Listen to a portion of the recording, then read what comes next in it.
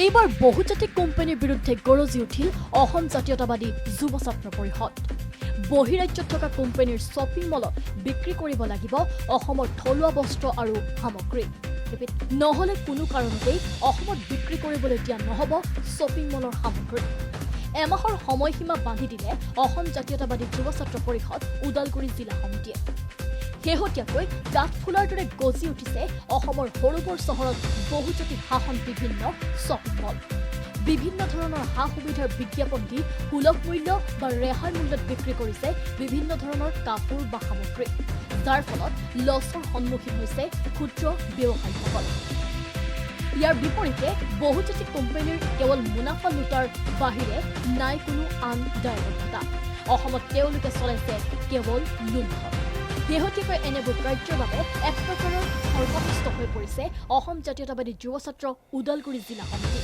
সংগঠনটোৰ নেতৃবৰ্গই ওদালগুৰি চহৰ আৰু টংলা চহৰত থকা বিভিন্ন কাপোৰৰ শ্বপিং মলত গৈ এমাহৰ ভিতৰত অসমৰ বাহিৰত থকা শ্বপিং মলসমূহত অসমৰ গামোচা, মেখেলা চাদৰ, কাম্বাং, পাজাৰ, দখনা আদি বিভিন্ন জনগোষ্ঠীয় সাজপাৰসমূহৰ বিক্ৰীৰ ব্যৱস্থা কৰিবলৈ স্মাৰকপত্ৰযোগে ঊৰ্ধ্বতন কৰ্তৃপক্ষক দাবী জনায়। অন্যথা অসমৰ কোনো ঠাইতেই বিশেষকৈ ওদালগুৰি জিলাত তেওঁলোকে ব্যৱসায় কৰিব নোৱাৰিব বুলি সকীয়াই দিয়ে। নহলে তীব্ৰ গণ আন্দোলন গঢ়ি তোলাৰো হুংকাৰ প্ৰদান কৰে। লগতে Vishal, friends, M bazaar, style bazaar, V mart আদিৰ দৰে শ্বপিং মল বন্ধ কৰি দিয়াৰ হুংকাৰ প্ৰদান কৰে।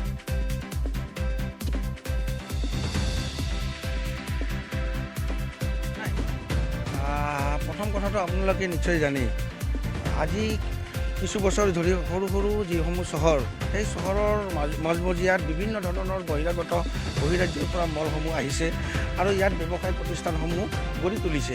আৰু তাৰ ফলত এটা কথা আমি লক্ষ্য কৰিছোঁ যে এই ব্যৱসায় প্ৰতিষ্ঠানসমূহৰ লগত ফেৰ মাৰিব জোখেৰে আমাৰ সৰু সৰু দোকানবোৰে আচলতে পৰা নাই, যাৰ ফলত তেওঁলোকৰ ব্যৱসায়ত বিৰূপ প্ৰভাৱ পৰিছে। তো এই ক্ষেত্ৰত সমান্তৰালকৈ আমি আৰু এটা কথা আমি লক্ষ্য কৰিছোঁ, তেওঁলোকে যিসমূহ ব্যৱসায় প্ৰতিষ্ঠানসমূহ গঢ়ি তুলিছে, তেওঁলোকে বিভিন্ন ৰাজ্যত উৎপাদিত সামগ্ৰীসমূহ আনিছে আৰু ইয়াত বিক্ৰী কৰিছে। কিন্তু ইয়াৰ লগে লগে তেওঁলোকে অসমৰ যিখিনি থলুৱা শিল্প, অসমৰ যিখিনি কুটিৰ শিল্প উদ্যোগ, তেওঁলোকক উদগনি জনাবলৈ বা তেওঁলোকক সহায় কৰে বা অসমৰ অৰ্থনীতিত সহায় কৰি তেওঁলোকে কোনো ধৰণৰ কাম কাজ কৰা নাই। আমাৰ স্পষ্ট কথা।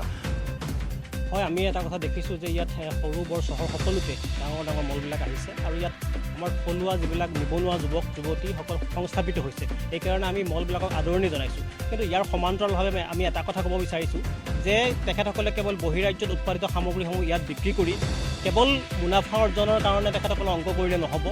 ইয়াৰ যি কৃষ্টি সংস্কৃতিৰ লগত জড়িত আমাৰ সাজপাৰ আছে, ইয়াত উৎপাদিত কুটিৰ শিল্পৰ বাঁহ বেতৰ বা কাঁহৰ বাচন বৰ্তন আছে বা কাঁহৰ যিবিলাক আমাৰ শৰাইকে আদি কৰি যিবিলাক সুন্দৰ সুন্দৰ আমাৰ সামগ্ৰী আছে, এই সামগ্ৰীবিলাক বহিৰাজ্যত তেখেতসকলৰ মলৰ যোগেদি বিক্ৰী কৰি, তেখেতসকলৰ শ্বপিং মলৰ যোগেদি বিক্ৰী কৰি আমাৰ যিটো অসমৰ আৰ্থ সামাজিক ব্যৱস্থা উন্নত কৰিবৰ কাৰণে তেখেতসকলে সহযোগিতা কৰিব লাগিব। তাৰপিছত এটা কথা হ'ল, তেখেতসকলে ইয়াতে কেৱল ব্যৱসায় কৰি থাকিলে নহ'ব, ইয়াৰ যি ভাষা সংস্কৃতিৰ প্ৰতি দায়বদ্ধ হ'ব লাগিব। ইয়াত অসমীয়া ভাষাৰ প্ৰচলন হ'ব লাগিব, অসমীয়া ভাষা তেখেতসকলে প্ৰথম স্থানত ৰাখি ব্যৱসায় কৰিব লাগিব আৰু তাৰ লগতে ইয়াত থলুৱা লোকসকলক নিযুক্তি দিব লাগিব আৰু ইয়াৰ আৰ্থ সামাজিক দিশটো তেখেতসকলে চিন্তা কৰি ইয়াৰ ক্ৰয় কেন্দ্ৰ স্থাপন কৰি ইয়াৰ পৰা অসমৰ প্ৰতিটো স্থানত তেখেতসকলৰ মলবিলাকত ক্ৰয় কেন্দ্ৰ স্থাপন কৰি তাৰ পৰা স্থানীয় যিবিলাক উৎপাদিত সামগ্ৰী, এই সামগ্ৰীসমূহ ক্ৰয়ৰ ব্যৱস্থা কৰিব লাগিব। আৰু আমি গৈ দিল্লী, মুম্বাই, আমি ৰাজস্থান, উৰিষ্যা য'তেই নাযাওঁ তাতে গৈ আমি দেখিব লাগিব যে তাত আমি গামোচা পাইছোঁ, তাত আমি বড়োসকলৰ আৰনাই পাইছোঁ, দখনা পাইছোঁ, কোচ ৰাজবংশীৰ আঞ্চা পাইছোঁ বা ৰাভাসকলৰ পাজাৰ পাইছোঁ। গতিকে আমি দেখিব লাগিব, তেতিয়াহ'লে গম পাম যে তেখেতসকলে আমাৰ অসমৰ ভাষা সংস্কৃতিৰ প্ৰতি তেখেতসকল দায়বদ্ধ।